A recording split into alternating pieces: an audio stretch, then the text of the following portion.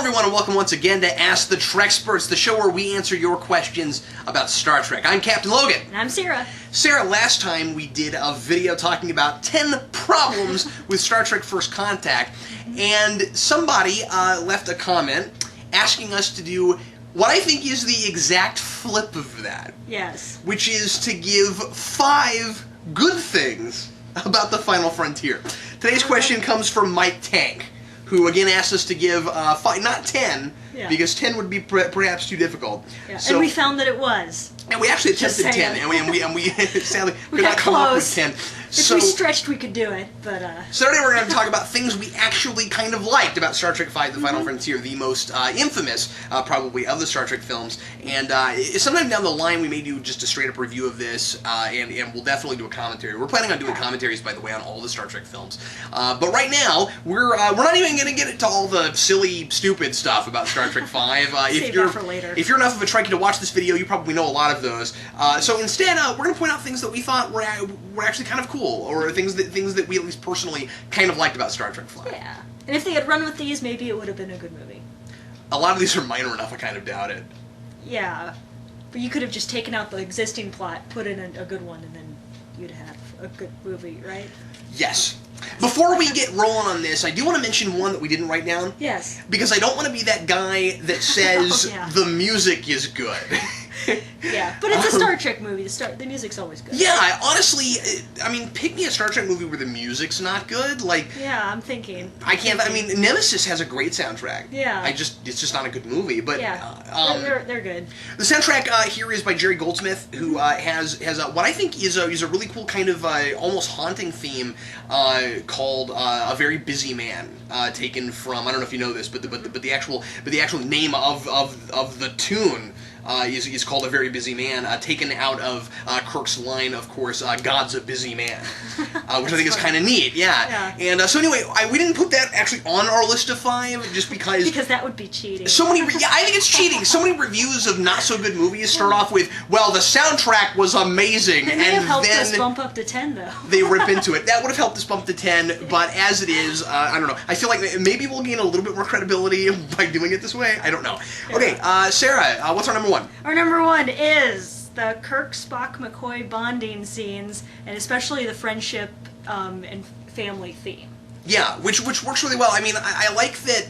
I like the whole idea of these 3 guys can't have families because of their career, and they're all they have. Yeah, and yet they've grown so close together that they are a family, the 3 of them.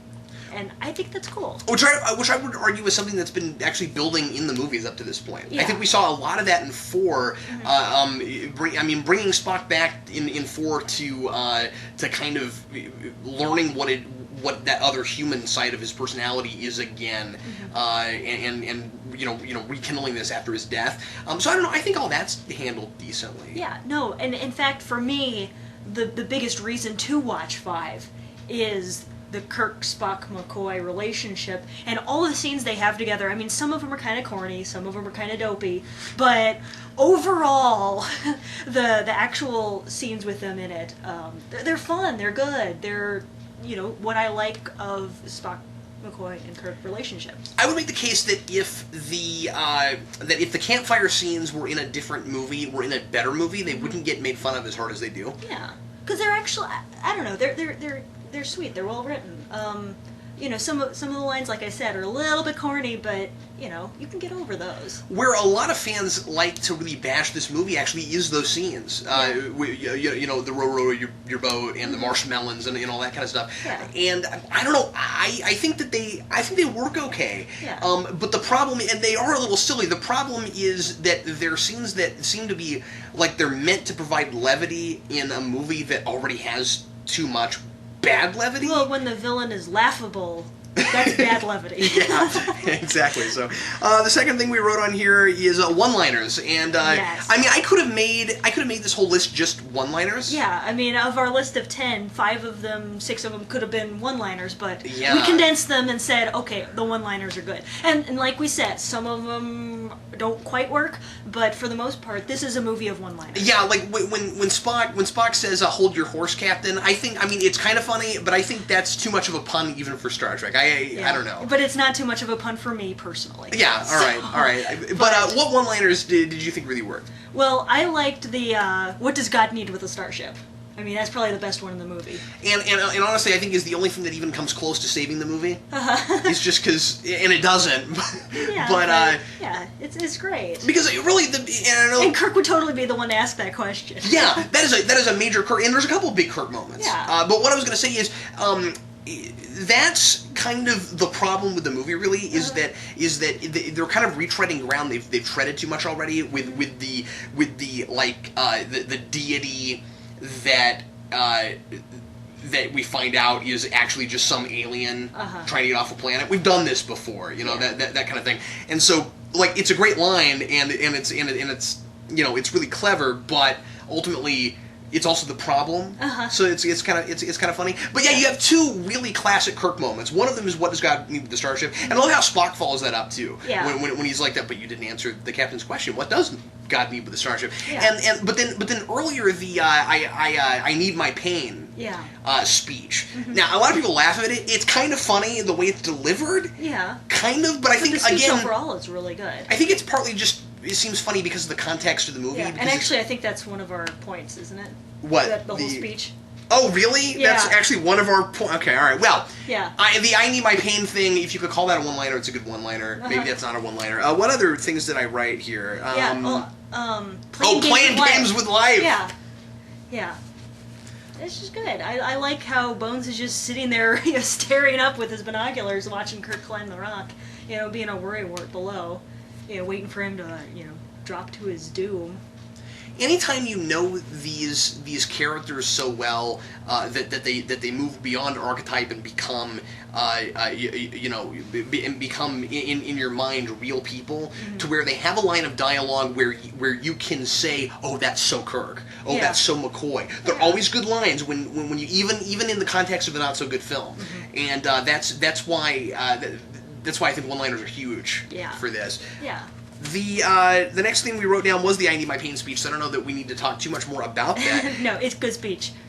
It's a good speech. The problem, of course, with it is that Kirk, Spock, and McCoy have this triad, and I like actually that this is one of the things I actually do like that we didn't write this down, but that the triad is the reason that Cybok can't get to them because their bond is so strong as friends. Yeah. You might call that corny. I think it's good. I like that. The problem with it, of course, is that nobody else on the ship has that at all of any kind. So these three, it seems like, honestly, because he almost gets to McCoy and Spock, and then it's just Kirk has a speech, and then suddenly they get away from the mind control. But I don't think he really got to Spock all that much. We Maybe didn't not. really get his reaction. He seemed like he started to he was from kind McCoy. Yeah, he definitely did for McCoy, because McCoy was kind of doing the brainwashy thing, trying to get Kirk and Spock to get in on it. Right. But so McCoy was in all the way. Spock, let Cybok see his mind and try to see his pain, and Kirk wasn't even gonna mess with that. But you could also just chalk that up to Spock being a Vulcan. Yeah.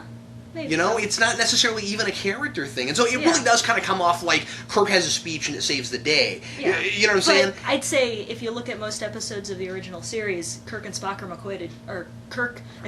are immune to just about everything. Okay. So that's a good point. Okay, so you're saying, well, maybe it's a problem that's also a classic problem. Yeah. But I think it is a little bit sad that it's like the whole, and this is one of the reasons the movie doesn't work ultimately, is just the idea that there are all these people on the ship who are much more two-dimensional than the triad, and that's why mind control works on them. Like Uhura. Yeah, but anyway, no. I'm sorry. I guess it's really hard to talk about Star Trek V without discussing the issues with it. But ultimately, the reason that speech is so good is just because of the idea of we need our pain that makes us who we are, and I think that. I just argued that it's bad that all the other characters seem kind of two-dimensional. At the same time, when they allow him to take their pain away, they do lose their personalities. I mean, they're not really who they used to be anymore, and so and I don't really know how to get them back. And like Kirk says, but, the pain, I just thought of that. Each person's pain is has molded this person into who that person has become. So you take away the pain, you take away the character of the person. So Which it goes, makes sense that they become sort of mindless, two-dimensional zombies. Yeah, which actually kind of goes a little bit right with the themes of The Enemy Within. When you take away the evil Kirk half, the good side can't hardly do anything. Yeah. Those are very similar. indecisive. Those are similar ideas. Yeah. Okay. The fourth thing we wrote down. Scotty, just the character. I mean, he's funny. He's great. He's clever, and he's very Scotty. And I just like him the whole way through. He's fun to watch. Except for the hitting his head on the starship part. Yeah, that's. But besides that, everything else is good. That just being a plot point. Yeah, all right. What do you think of the idea of Scotty and Uhura kind of having a relationship? It's kind of weird. Because it comes out of nowhere, right? Yeah, that's the only reason. It's because it comes out of nowhere.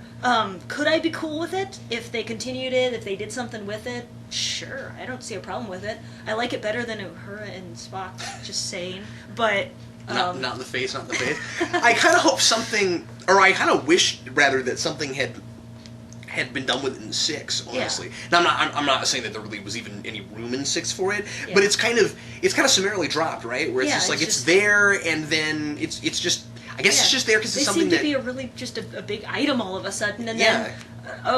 someone gave the "Let's just be friends" speech in between 5 and 6, so I don't know. And that's funny. And when they're all middle aged, it's a little late for it too. Yeah.